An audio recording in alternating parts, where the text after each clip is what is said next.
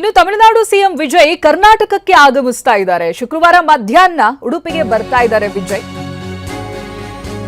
ಕೊಲ್ಲೂರು ಮೂಕಾಂಬಿಕೆ ದರ್ಶನಕ್ಕಾಗಿ ವಿಜಯ್ ಕರ್ನಾಟಕಕ್ಕೆ ಬರ್ತಾ ಇದ್ದಾರೆ. ಶುಕ್ರವಾರ ಮಧ್ಯಾಹ್ನ 3 ಗಂಟೆಗೆ ಮೂಕಾಂಬಿಕೆ ಸನ್ನಿಧಿಗೆ ಆಗಮಿಸ್ತಾರೆ. ಇದು ವಿಜಯ್ ತಳಪತಿಯ ಮೊದಲ ಭೇಟಿ. ಮೊದಲ ಬಾರಿ ಮೂಕಾಂಬಿಕೆ ಸನ್ನಿಧಿಗೆ ಬರ್ತಾ ಇರೋದು. ಬೈಂದೂರು ತಾಲೂಕಿನಲ್ಲಾಗುತ್ತೆ ಕೊಲ್ಲೂರು ಮೂಕಾಂಬಿಕಾ ಕ್ಷೇತ್ರ.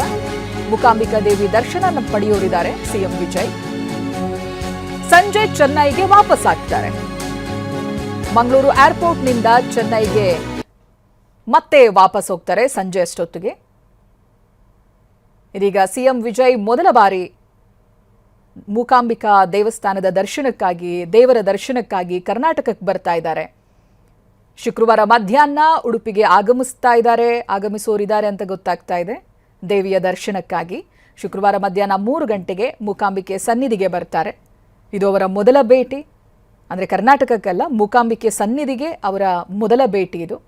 ಬೈಂದೂರು ತಾಲೂಕಿನಲ್ಲಿದೆ ಕೊಲ್ಲೂರು ಮೂಕಾಂಬಿಕಾ ಕ್ಷೇತ್ರ.